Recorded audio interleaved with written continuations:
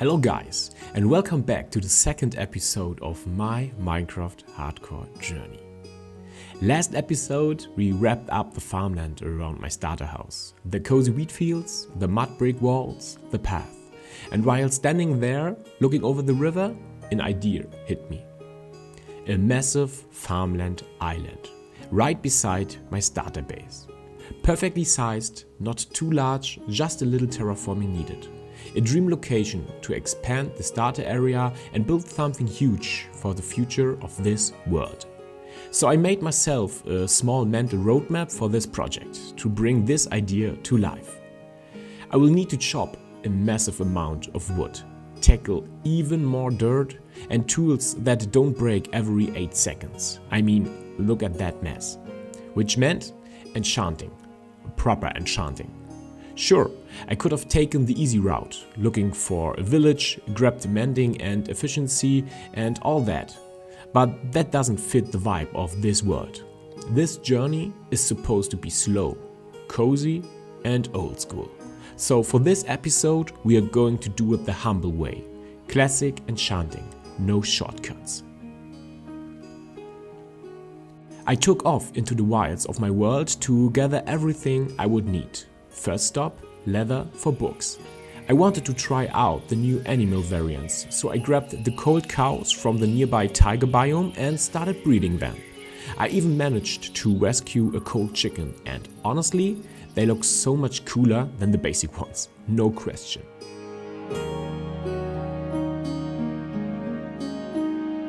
While waiting for the animals to grow, I went looking for a cave to mine obsidian. But before I even reached the cave, I stumbled across an overworld lava lake. Mined 20 obsidian on the spot. Enough for the enchanting table and a future nether portal whenever we feel brave enough. The last thing I needed was a solid XP source. I could have mined minerals or fought mobs, but I wanted something consistent. So I remembered the zombie spawner from episode 1. Retraced my steps and, surprisingly, found it again pretty fast.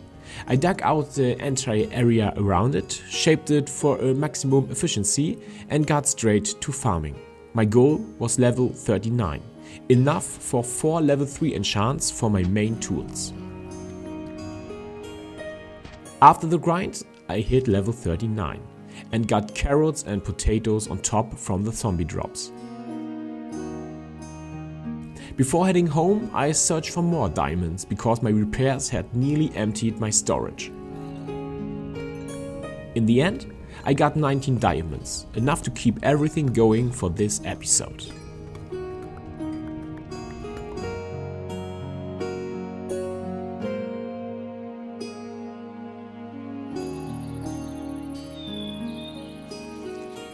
Back home, I continued breeding the cows over and over again. At one point, I fought off some pillagers and even found a few stuck in my pig pen, like they were waiting for a bus. After dealing with them and letting them rest, I continued my leather grind. And finally, I had everything I needed. So it was time to craft.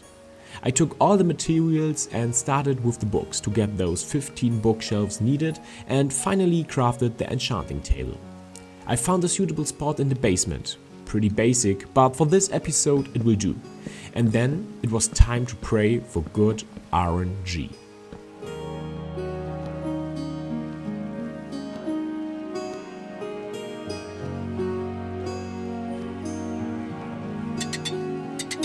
And here we are, after the enchanting. So guys, let's get right into it, what we got. I mean, I think we got pretty lucky at this point, so I wanted to show you how the enchanting has turned out. We are going to start with the sword. We got fire respect 1 and looting very nice for upcoming mob farms. With the pickaxe, I think we got absolutely lucky. I mean, look at that. Fortune, efficiency and unbreaking. Everything you need for the start. The diamond axe. Unbreaking 3, especially for the massive amount of wood we need to chop. And the shovel with fortune 3 and unbreaking 3. Diamond helmet, fire protection, unbreaking and blast protection. good for the creeper, and protection 2 and feather falling 3. So I think with this enchant we are fully ready to tackle the upcoming project. I'm so hyped.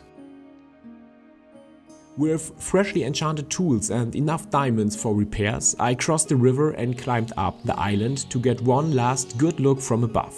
A final mental prep for the crazy grind ahead.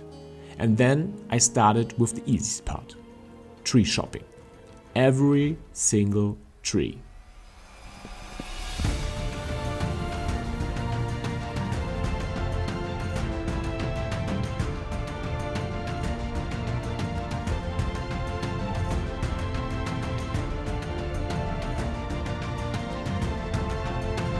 So I emptied the whole island and finished this dirty part. Okay guys, so I'm done with the wood chopping part and you see, no trees left. And I just wanted to show you the massive amount of wood we gathered from this. Oh god. I mean, look at this. This has to be like around 2000 blocks of oak logs and yeah, like 600 blocks of birch. I mean, that's incredible. So we are fully packed for the building part, but next off we need to tackle the field situation. So let's get right into it. With the trees gone, it was time for the terrifying part, terraforming. I didn't know how much dirt I would need or how long it would take to shape the terrain exactly how I imagined. Halfway through, though, I remembered why I loved this game. Shaders, distant horizons, and this incredible rainbow that appeared right after the rain. Those little moments, that's why Minecraft is magical.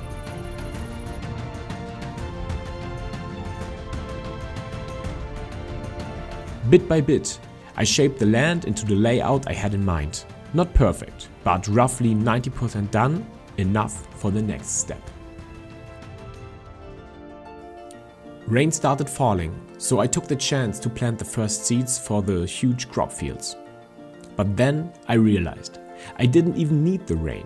With the hoe in one hand and seeds in the other, 2 clicks were enough to plant without the soil drying. The biggest remaining problem? Leaves. So many leaves. Either I had to break them by hand or flush them with water. But eventually I planted all the seeds I had, shaping the lower area of the island and getting my first real look at how the future detailing would fit around the crops. And let me tell you, this took forever. Remember when I said the island wasn't too big? Yeah, I was wrong. This thing is huge. I spent as much time planting crops as I spent building the entire first episode. So if you feel even the tiniest bit of sympathy for me, consider liking and subscribing, because the next part is where everything starts coming together. Next step, building the walls. I loved how the mud brick walls turned out in episode 1, so I kept the style. In total I built 4 walls, some big, some small, forming the basic outline of the Farmland island.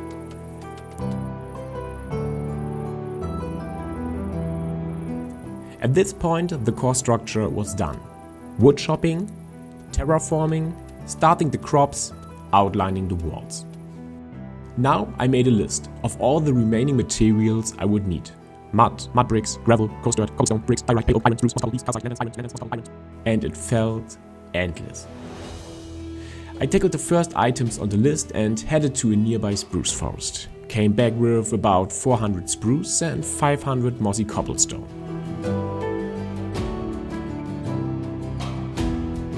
Next, I needed pale oak, mostly for saplings, so I wouldn't have to travel this far again.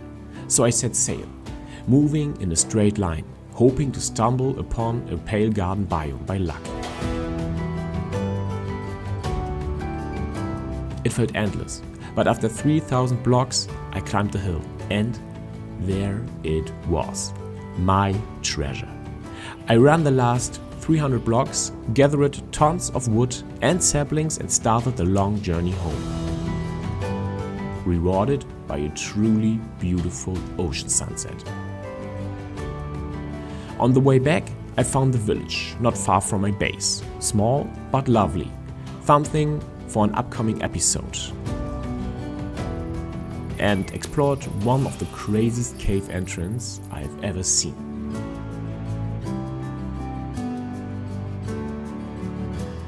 And then finally, I made it home to my now fully grown wheat fields, and they already looked amazing.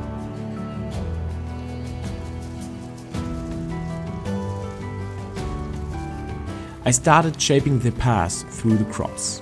Natural, narrow path that lead from point A to point B without breaking the immersion.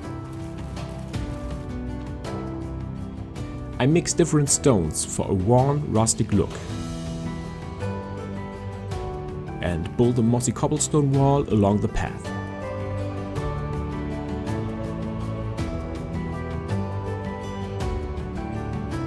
Adding lanterns for lighting made the area safe from mobs and absolutely magical at night.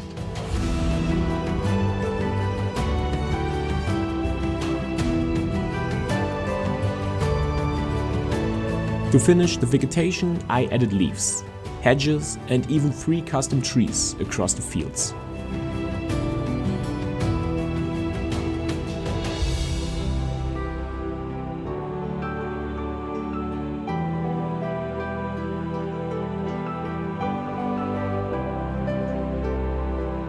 Then I worked on the irrigation system, finished the walls, added a large water tank and connected both sides of the island.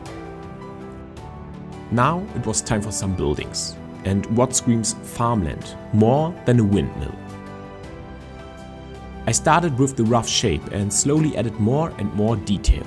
Honestly, this might be one of my best builds ever. The proportions, the height, the blades, everything just clicked. That's why I wanted to show this part in a time-lapse from multiple angles. I'm honestly proud of how it turned out.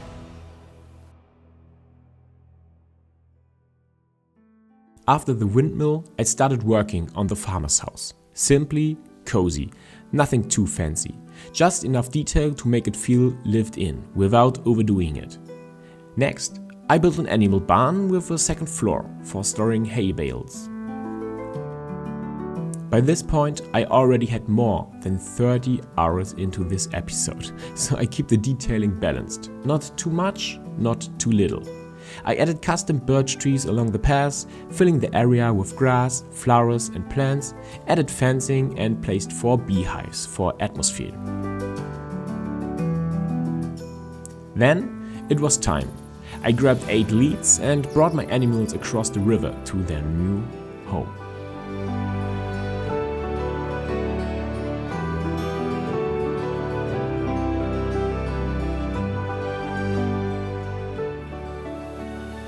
And with that, the second episode of this hardcore journey comes to an end. I am honestly so happy with how this island turned out. But I have to admit, it took way longer than I expected. Over 30 hours of building and editing this video. But the end result? Absolutely worth it. I hope you enjoyed this episode. Let me know your thoughts in the comments and tell me what type of build you want to see next. And don't forget to like and subscribe to stay tuned for episode 3. Cheers!